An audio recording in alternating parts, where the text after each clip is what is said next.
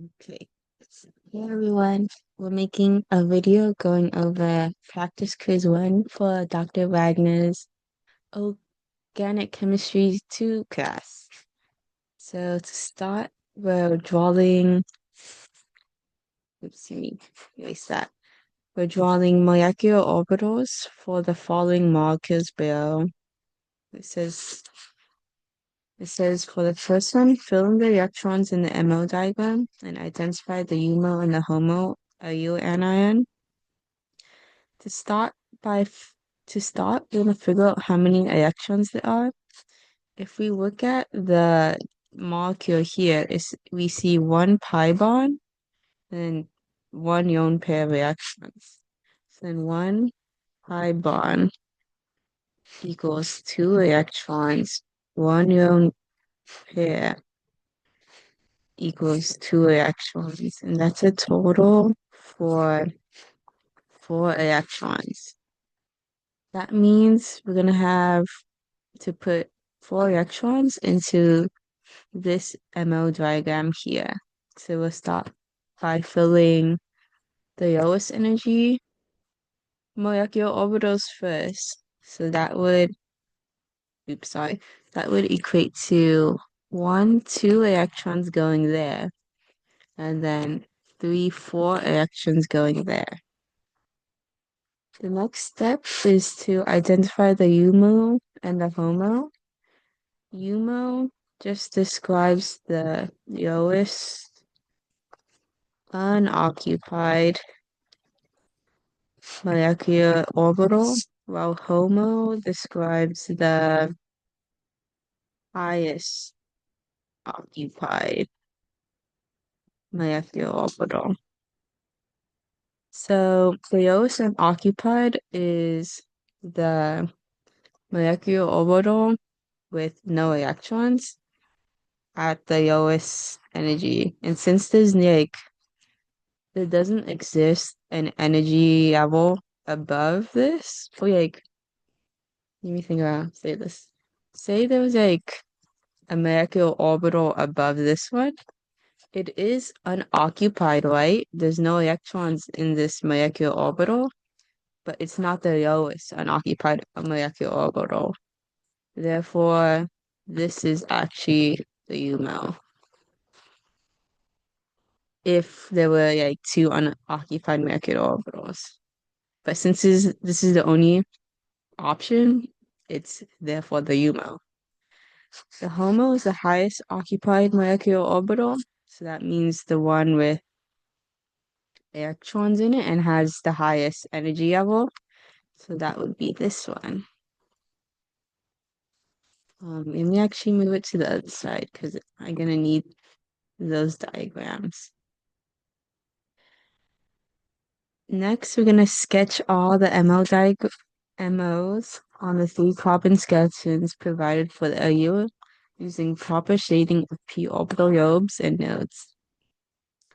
So I think to start is to understand what a node is. And a node is an area where electrons can't exist. So when we're drawing these lobes, let me start out. We're going to think about how many p orbitals are in this molecule. And we know how many p orbitals there are because each carbon is going to contribute. Let me write that down. Each carbon con contributes one pi orbital.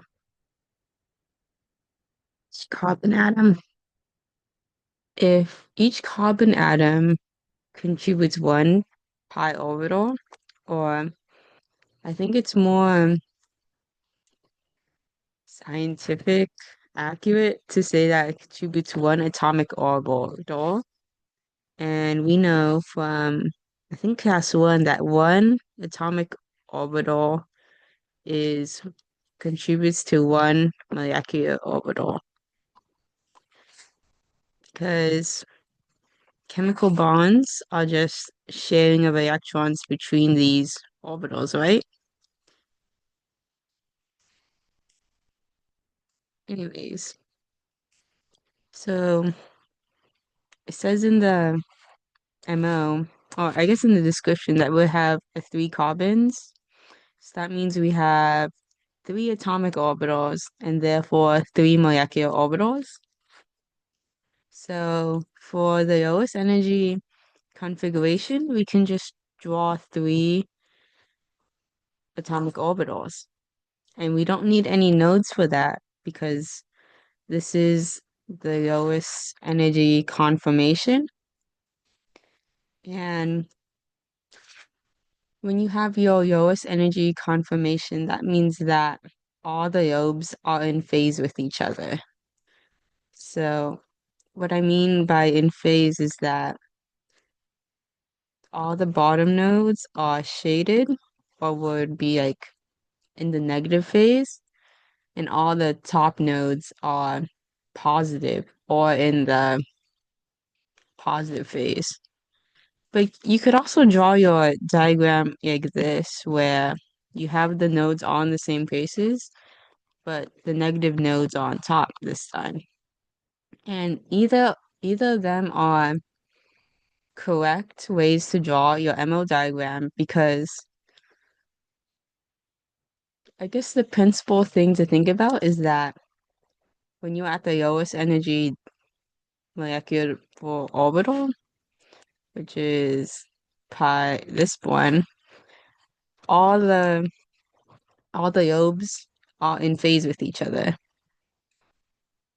And then when we go up a step, that's when we start to see the nodes change phase with each other because we start to introduce, I mean, you start to see all the lobes change phases because we start to introduce nodes.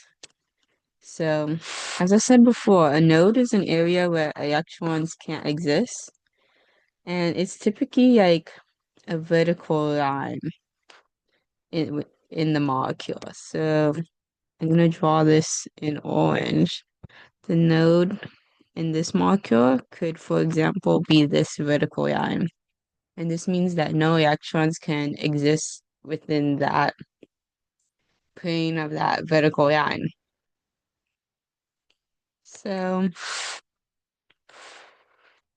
we're gonna begin by, again, let me change color, by drawing all the nodes. And we know that in this one, we had 0 nodes, but as you go up each energy level, you're gonna add a node. So this one has one node, and the one above it has two nodes. So you want to draw our nodes in such a way that we see two, one phase change, or like, I'm sure I have to describe this. We're gonna see one phase change because that makes it a higher energy molecule. And what I mean by a phase change is we're gonna see the nodes between the lobes between the node. They're gonna go, they're just gonna flip. So it's negative on bottom on the left side of this image, but as you pass through the node, your lobe flips over and the negative is gonna be on top. So when we draw our MO diagram for the pi non-bonding molecular orbital, we're going to draw the node in the center of the molecule, and we're going to pretend even erase the node that we had written that existed there. Because for this molecular orbital, we want one node, and we want to see the lobes flip once as a result.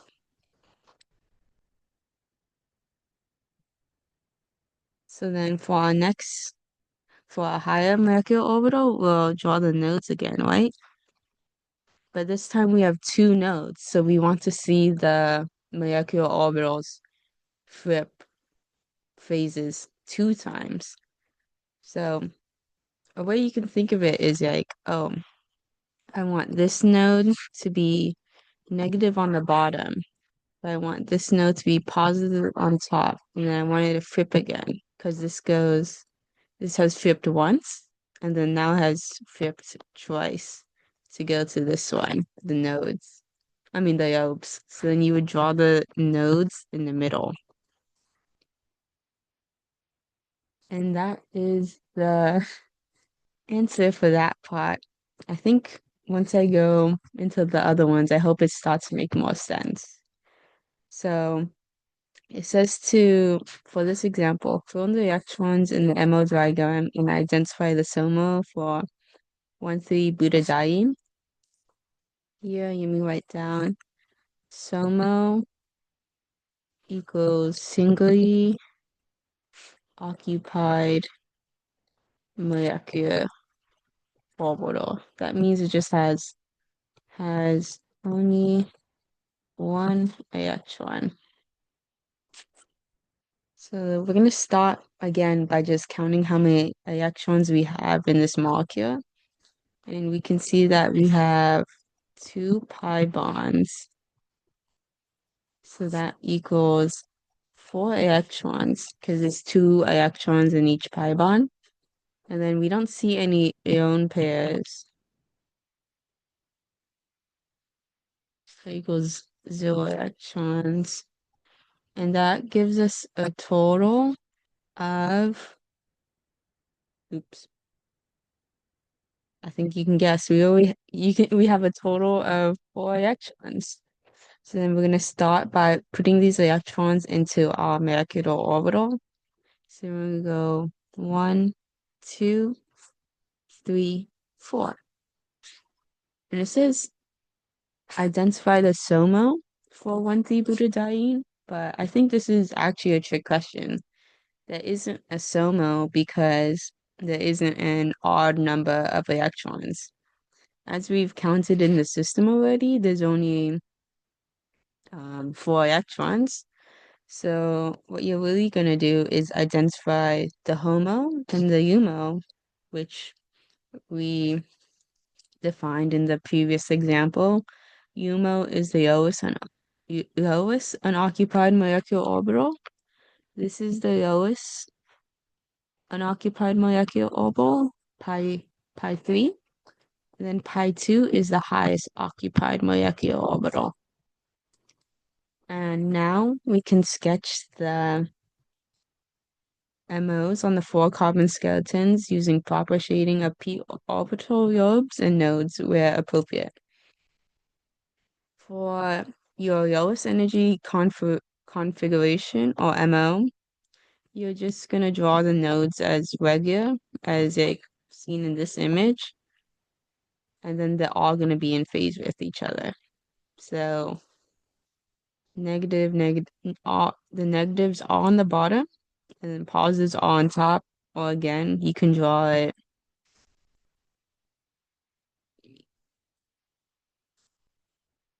negatives on top and then positives on bottom. And then we're going to go back to our orange color because we're going to start thinking about how many nodes we see in these molecules. And we know that there are zero nodes in the lowest energy molecular orbital because all of the lobes are in phase with each other. As you go up one, you keep adding a node to that molecular orbital because when when things are out of phase with each other, that's when energy starts increasing because then the charges start to repulse each other. You can actually draw that out. I think this is a good marker to work this out with. Or no, let me draw the molecular orbitals for pi 2 and then I'll explain it. So then here it says I have one node. So that means that this the lobes in this molecule are only going to flip once. So then I'm just going to draw the node in the middle of the molecule because I want it to be negative negative on this side and then flip once to be negative negative on top. And then we can go up to the next one. It says, so we go up when we go up in a level, we add one more node. So we want to draw nodes such that the the molecular orbitals lobes flip 2 times. So the way you would draw this is you would draw one node here and one node here because we can see that we start with negative on the bottom, positive on top, and then negative on the bottom again. Here we'll go up one more level and then we'll all have 3 nodes. So then we want to draw our molecular orbitals such that they flip lobes 3 times. So I could do something like negative, negative, positive, positive, negative, negative. Oops. Negative on bottom, negative on top, negative on bottom, negative on top. So between these, I flipped 1, 2, 3 times of my load phases so I can draw the nodes just in between that. And I want to go back to what I was saying before about how nodes and energy sort of work together. I think something you can think about when you're drawing these nodes is that when you add a node, when you add, oh, rather than when you go up an energy level, dash MO, then you add a node because lobes repel. It's misspelled that repel each other. And what do I mean when I say they repel each other? Well, let's say you have these 2 nodes here, and they're both like positively phased on top. We know that if lobes are in phase with each other, then they can form a bond, right? So these lobes are happy. Well, when you have a lobe that's positive on top and then positive on bottom, or yeah, positive, positive, negative, negative,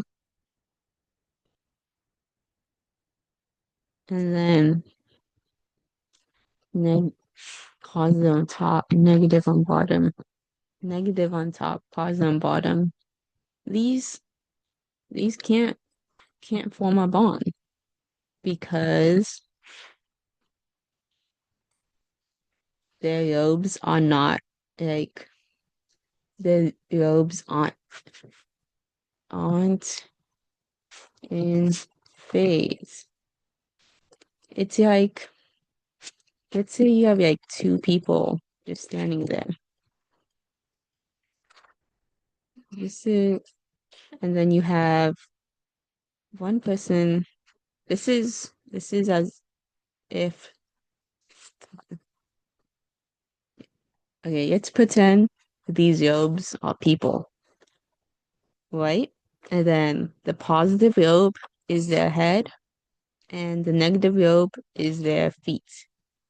So when you draw lobes that are in phase with each other, the people are happy because they can talk to each other, right? But when you have lobes that are out of phase with each other. You have one person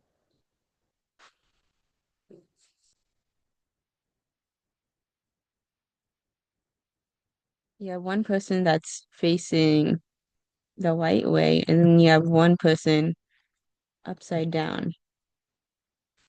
When they can't really talk to each other, can they? Well, they can try, but it's not, it might not be, they're just not facing the same way as each other, so it's a little awkward. And thus, because they can't form bonds with each other, and these positive and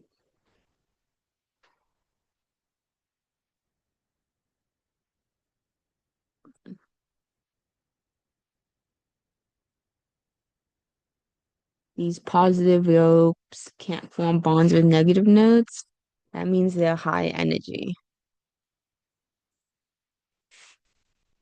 Therefore,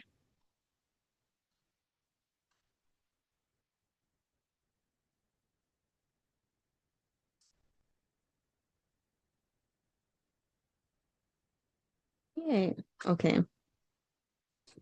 It might make, I'm trying to think of a better explanation, but I hope this sort of like makes sense when you think of them as people. And I think maybe it helps to know that when you have, I think when you have bonds lower energy because there's a stabilizing effect. And that could be due to,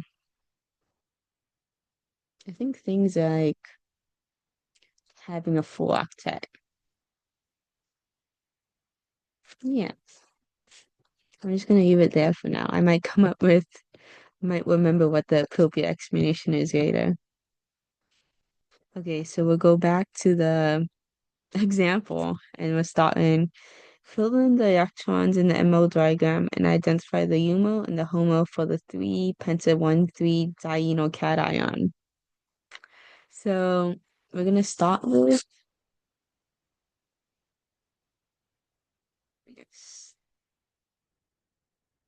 we're gonna start with the fact that this molecule has two pi bonds, and that is 4 electrons. We're also going to consider the fact that it's positively charged, and that means there's 0 electrons there. If it was neutral, there's a possibility that there's going to be 1 electron, one extra electron, and then if it's a negative charge, there's the idea that's going to be 2 electrons there. But since we have a positive charge, 0 electrons, so that means a total of 4 electrons. So then we can draw in our electrons in our MO diagram. We're going to start with 1, 2, 3, 4. Always start with the lowest and then add electrons going up. And then identify the UMO and the HOMO. Propose UMO, lowest unoccupied, which would be the 3 pi 1. Highest occupied would be the 1 pi 1. And then I'm gonna move this over. So I just have space to draw.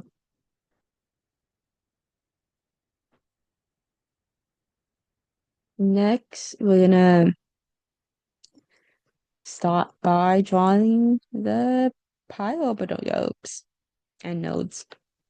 So again, the first pi orbital lobe configuration, they're always going to be in phase with each other because that's the lowest energy. Second, we have to figure out each other lobes. We're gonna figure out the where to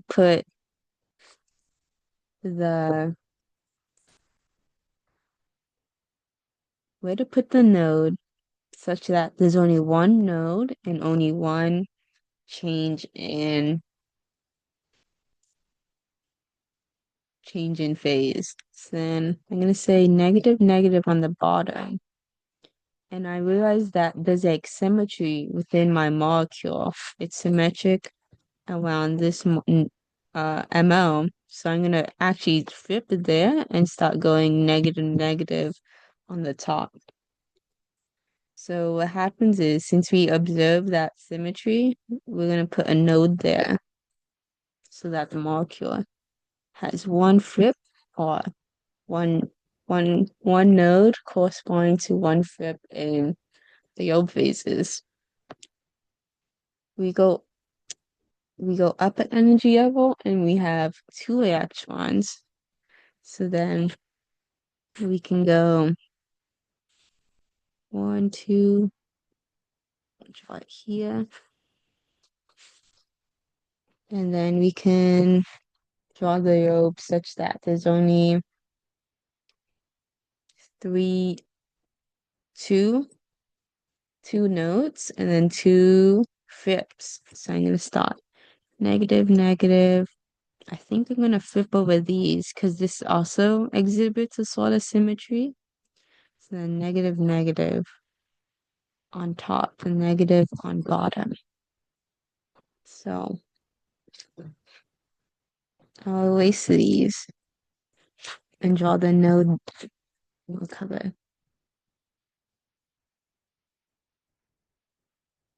and draw the nodes here. Okay, next is pi 4. Yeah, draw all my nodes. And then we know that we have three nodes. So three places that we want to flip the molecule. So I think one way this could be accomplished is recognizing the symmetry we had in node 1. So drawing the node here for the middle one.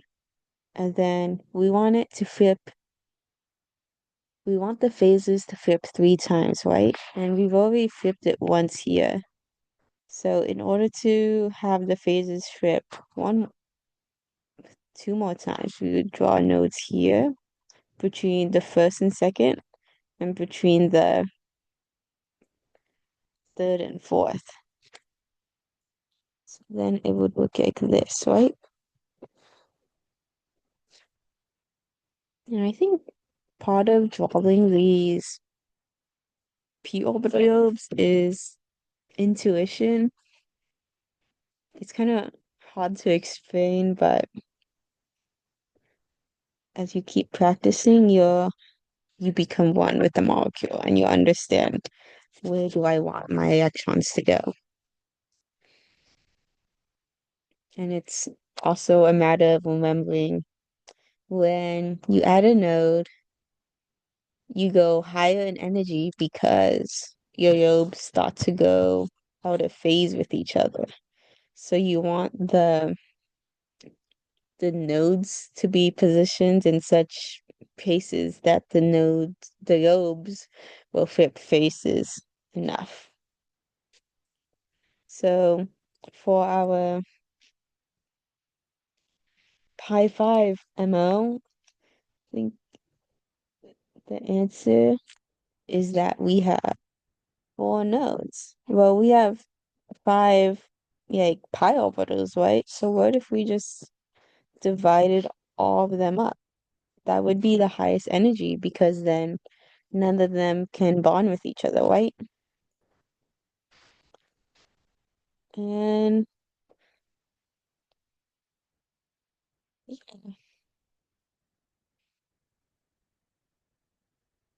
we'll go to the next one.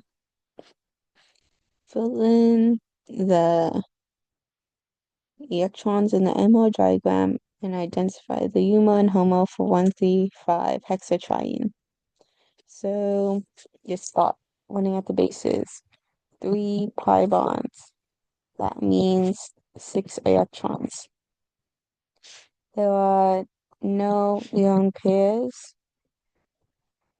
so that's charges. So that equals 0 electrons. And our total is six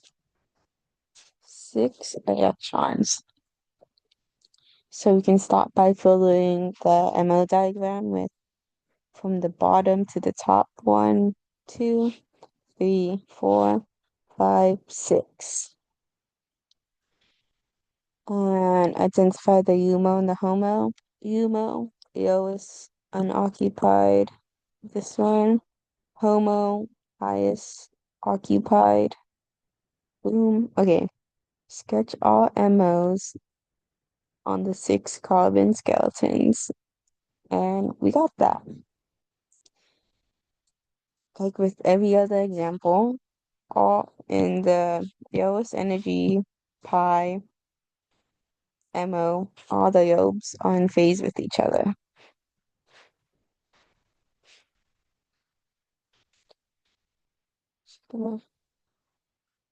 Zero nodes, 1 nodes, 2, 3, 4, 5. And then for the next one, we see that we only want 1 node. So that means we only want the phases change 1 time. Therefore, we can just draw a node in the middle of the molecule. So then our phases just flip once. And the next one, we want to draw our lobes.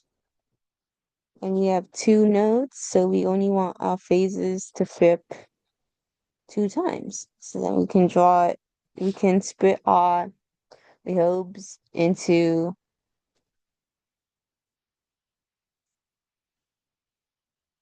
okay, what what I was trying to say is we have three lobes, right? And then we want to split it into 2. So, I mean, we want to draw 2 nodes. So that means 6 lobes divided by 2 equals 3 groups. So, wait, does that make sense? Let me just draw out what I'm gonna say. We have 6 lobes, and we only want to draw 2 nodes. Therefore, we need to split up our 6 nodes into 3 groups. Because 6 divided by 3 equals 2 nodes. The nodes go there. Because we're gonna have this negative on the bottom, the negative on top, the negative on bottom again.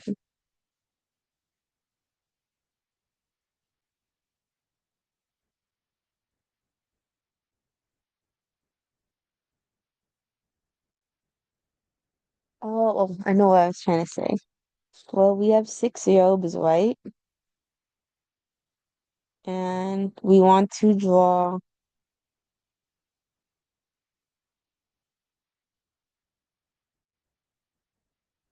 6 lobes. We want to split them into 2 nodes. So I'm gonna have 6 divided by 2 equals 3 groups. Okay, let's continue. Start by drawing the lobes. And we have three lobes. I mean 3 nodes. So we want to split this into 3 groups. Not 3 groups.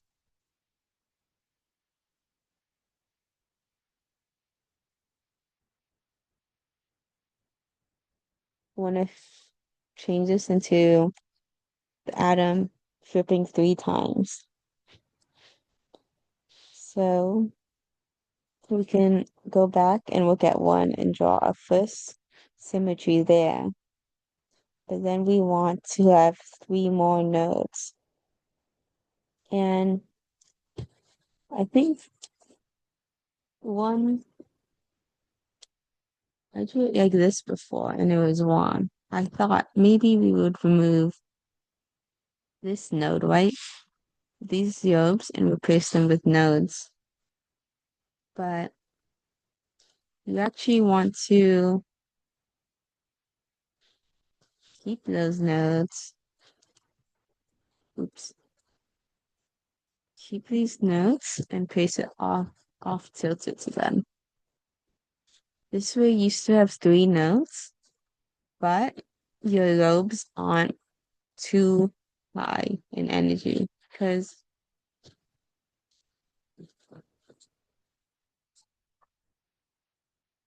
negative, positive, negative, oops, positive, negative, negative, negative, negative, positive, positive. Hmm,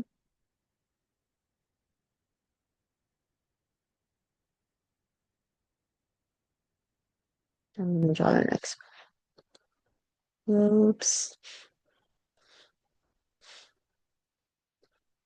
And then we want 4 nodes, so 4 places to divide this.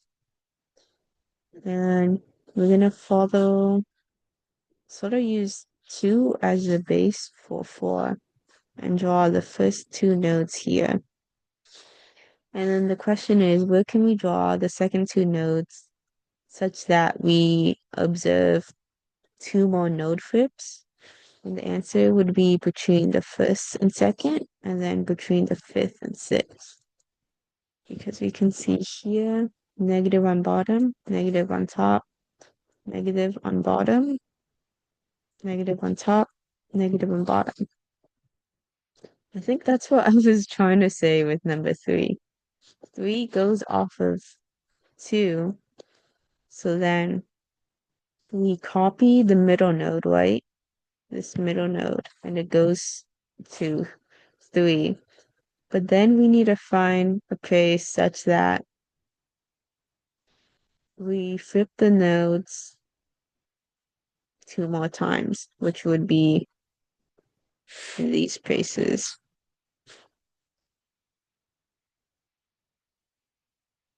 And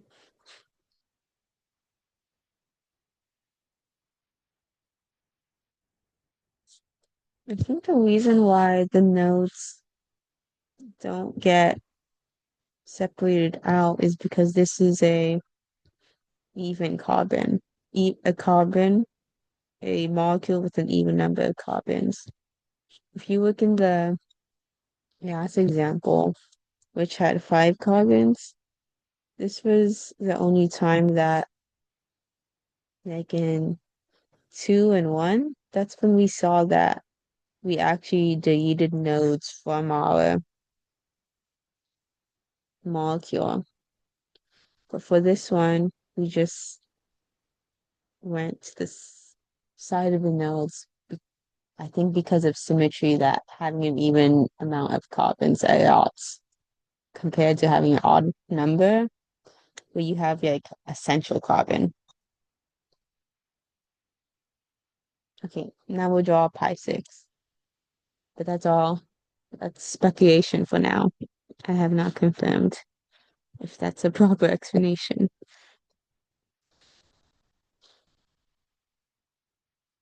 Next, draw this with 5 nodes, and the highest energy molecule is just all the nodes going to be out of phase with each other. So then this is our answer.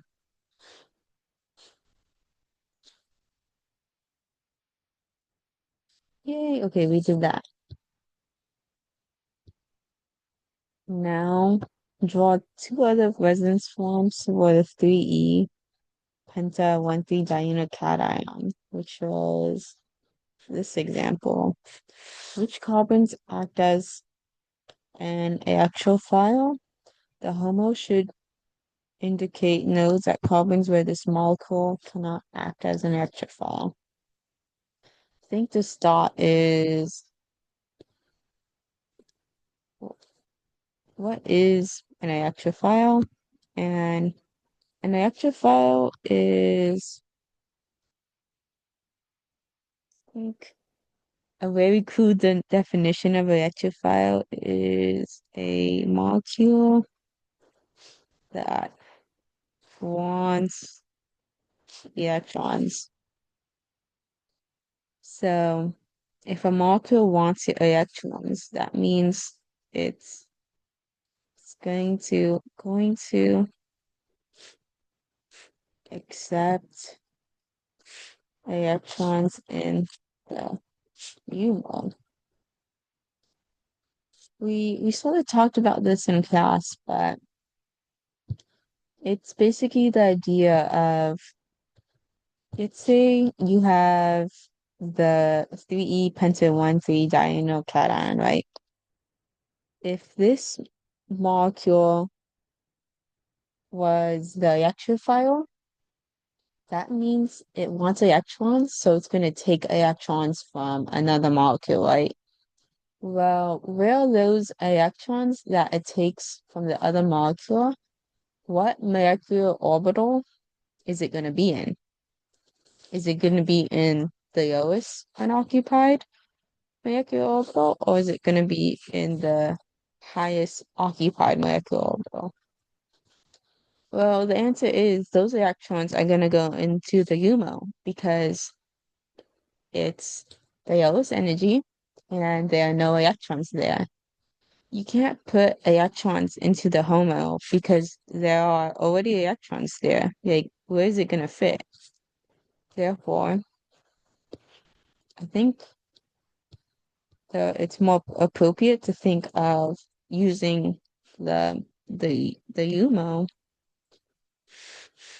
as indicating nodes at carbons where this molecule cannot act as an electrophile. Because if you're putting electrons into the UMO, that means you can only put electrons, use this color, you can only put electrons in these nodes.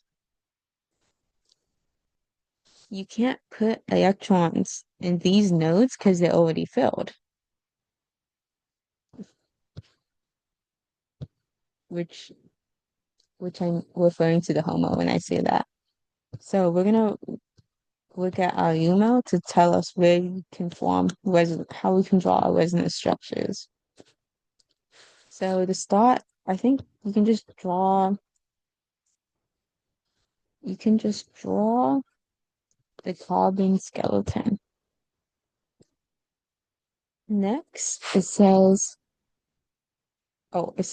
nodes at carbons where this molecule can act as an electron.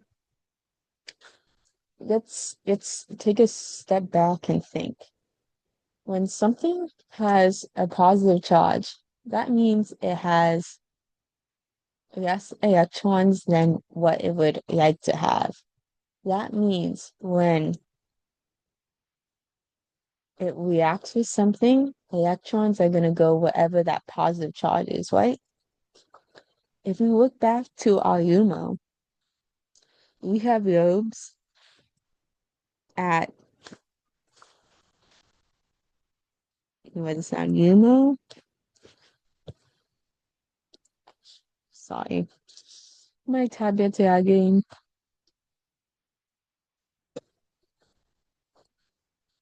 Okay. UMO, you're gonna have electrons at, they have lobes at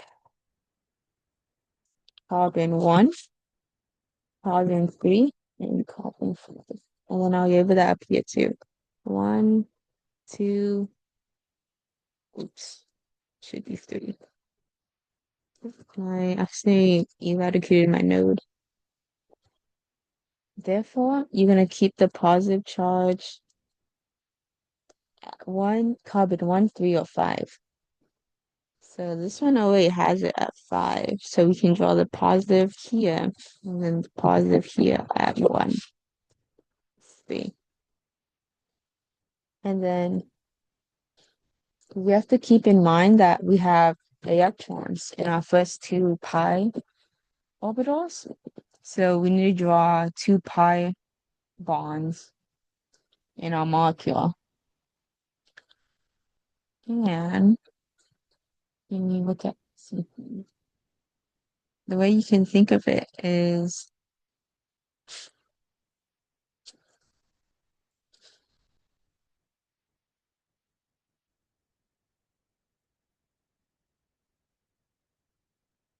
okay, we can think about where to put the pi bonds by looking at the first resonance form. If we move the positive charge here, that means this had to move here, right? So this would stay here. This would move there, but then, and this would stay in the place it was at. Put on this. At the same time, we use a different color, purple. If we move our positive charge, if we move our positive charge to carbon one, this bond is going to move over here. Therefore, our bond would look like this now.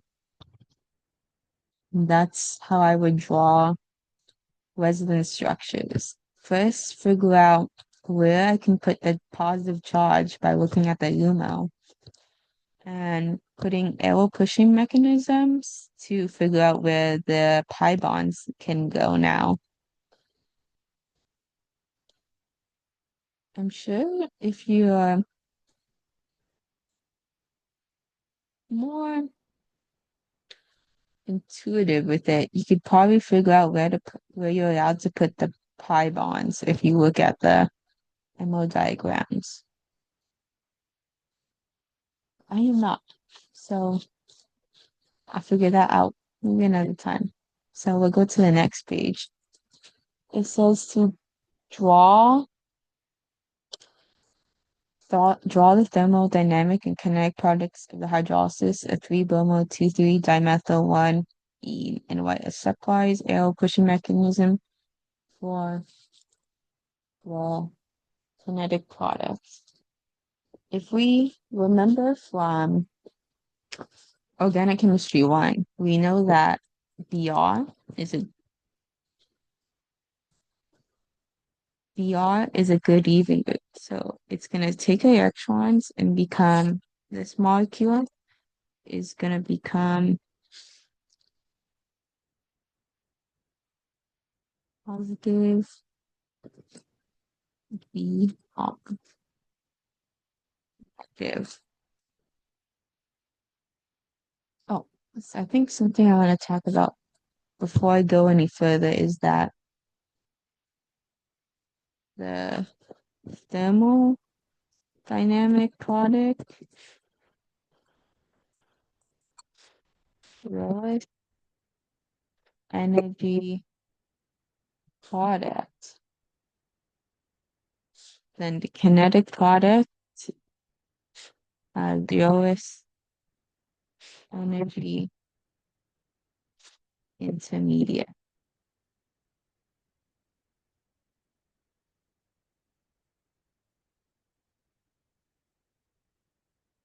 And yeah, the way I want to think about this is the thermodynamic product has the lowest energy is the lowest energy product, but the kinetic product is the lowest energy intermediate. And we can see here that we have a carbocation intermediate. So, oops. The question is, what is the lowest energy intermediate? Well, that's a tertiary carbocation. And you can see in this image, we do have that tertiary carbocation, but something you can do is draw a resonance form. I'm gonna draw that resonance form in blue. So you can actually draw your molecule like this. The alkene donates reactions to there. So then this is HH. But now this one only has three things bonded to it. So this becomes the positive charge that we see here. But this is also a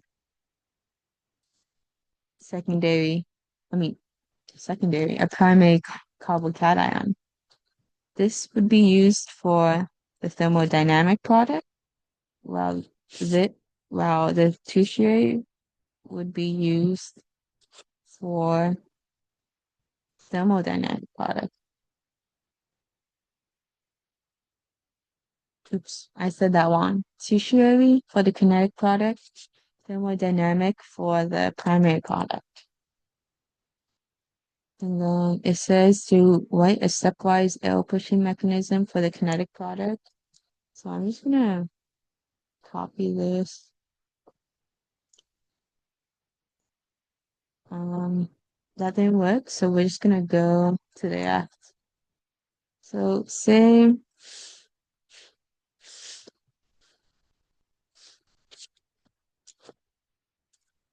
okay, so now something to think about is that this um this reaction is happening in water. So is water gonna attack the carbocation or is bromine gonna attack the carbocation? And the answer is the water will. And the reason water attacks the carbocation is because it's a stronger base,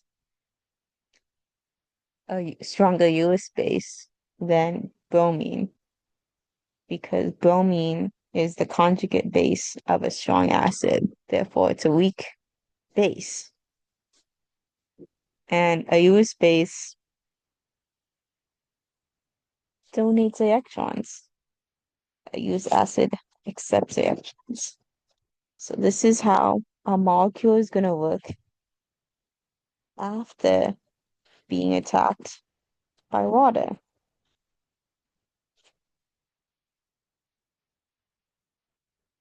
And again, our solvent is water.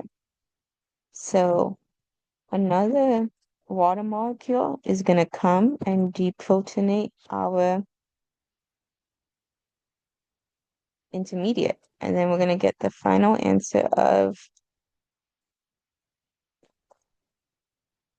the regular alkene. But instead of Br, we have an alcohol. And that is our kinetic product. Oops, sorry. And then I'm gonna, let's see, the same thing, wait, the same thing happens the, with the kinetic thermodynamic product as well. The O is gonna attack the carbocation. Then what happens next is we have this OH, another water molecule comes, attacks, deprotonates, and then we get these are actually not drawn right. Should be like this because with so then this is what we get. And the reason this is a lower energy product is because it's a more substituted alkene. If you, these are all methyl groups, so that grants it stability. But if you look at kinetic product, these are just H's. There's more stability from having methyl groups as your substituents on the alkene because of hyperconjugation. Wait, look at all this- Yes, hyperconjugation and the inductive effect. Hyperconjugation is the overlap of orbitals, and the inductive effect is electron donation from the acyl groups, which stabilize the pi system. Okay, for part B, it says, we know that NBS reacts as trace amounts of HBr to form Br and low concentration. So we have N,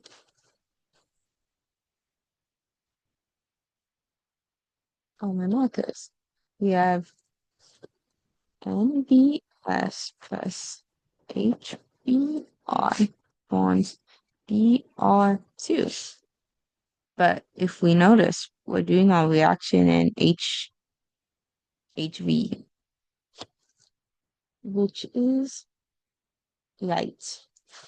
When Br2 is subjugated to light, it forms two radicals, two bromide radicals.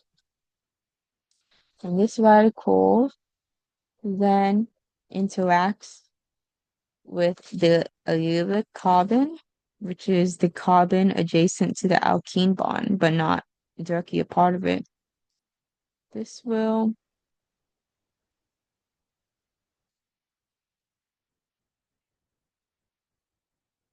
there's an H here. This this bromide will attract, this bromide radical attracts the H, and the H donates one electron. The bromine donates one electron, and the 3-methyl butanene keeps one electron from this bond. This is the sort of propagation step that we know of radical halogenation. So, sorry. What happens next is we have our now a allylic radical here because when the bromine radical extracted the H, it took one electron and left one electron, which is now making our reactant a radical as well. What happens next is that we can draw resonance forms for this molecule because we have a thermodynamic product and a kinetic product. So then our resonance forms is going to look like this. We want the highest energy, so we're going to push this electron, single electron. Why is it not working? We're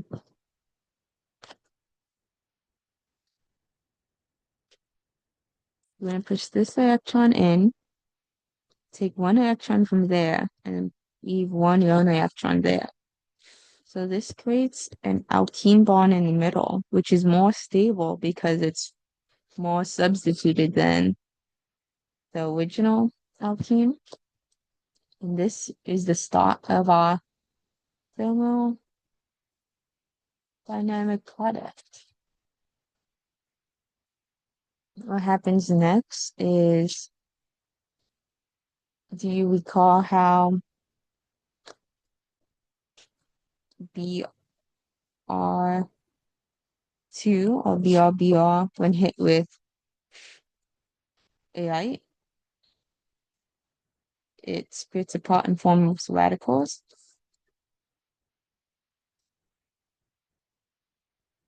the radical from the Br is going to form a bond with the radical from our reactant, and that's gonna lead to, oops,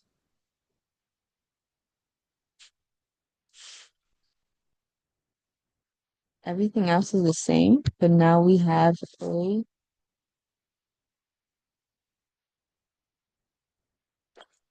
B, sorry, we have a Br here. And remember to extend it and don't put the Br like right here. Uh,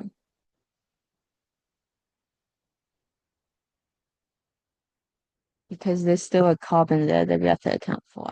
So this is the thermodynamic product because it's the most stable alkene.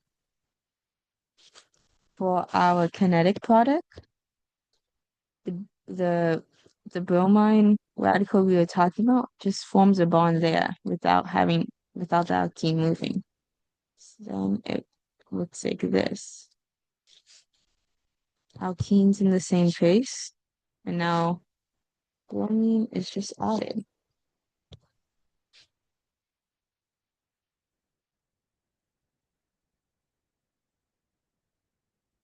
Okay, yeah, we've done this problem.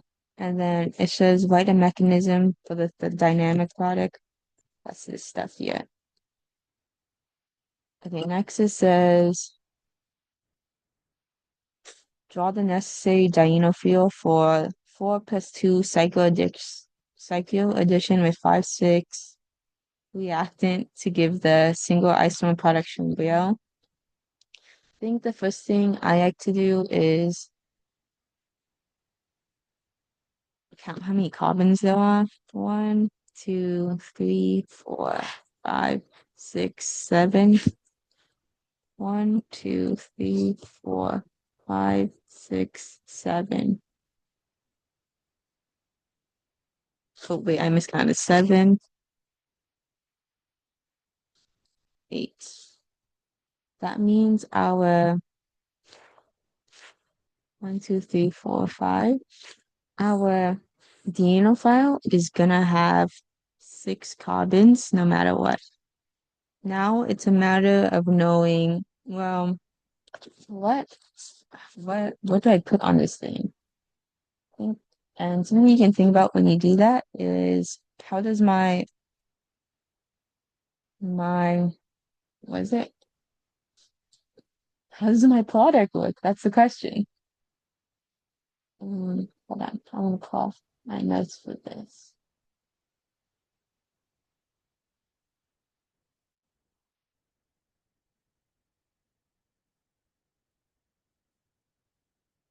Hmm,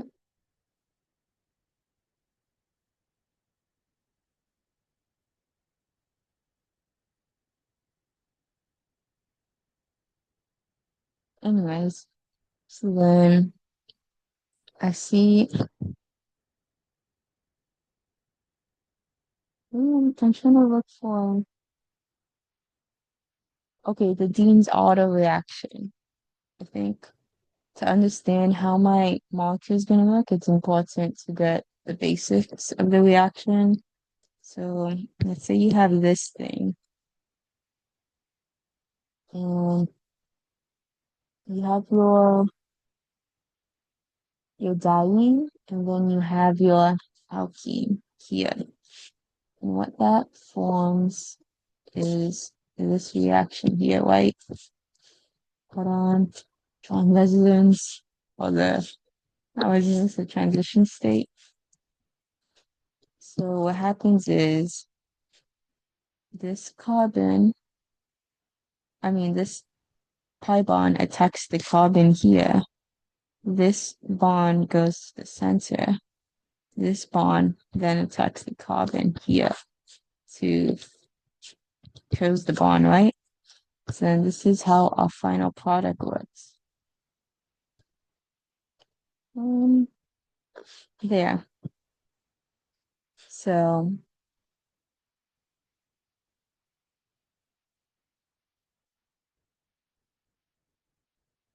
we see here that this carbon has three pi bonds. And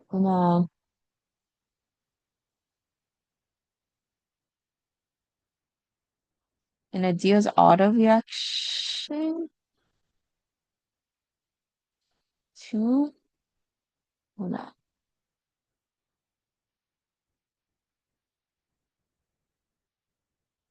I believe the notation is that two di pi bonds are broken.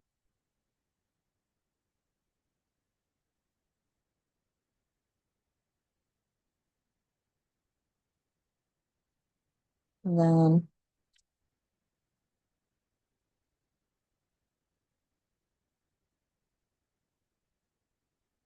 this is what I have. There's only one.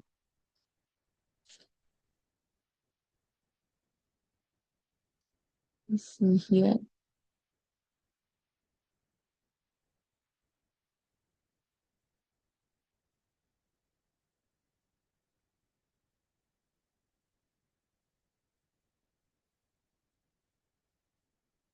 I'm gonna draw.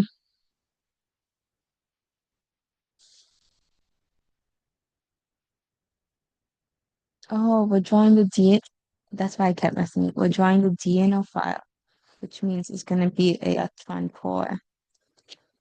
In order for it to be electron poor, it needs to have like resonance or inductive effect, which is like if you had a really electronegative atom, or we need the al or we need alkyne. So I'm gonna draw an alkyne because I don't see any like other atoms that would provide resonance or an inductive effect. And then I'm gonna draw two alkenes here,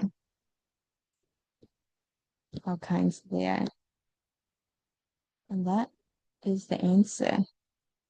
Because what happens is this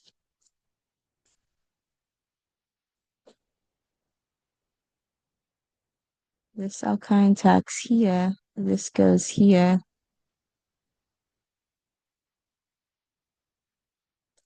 this attacks that one.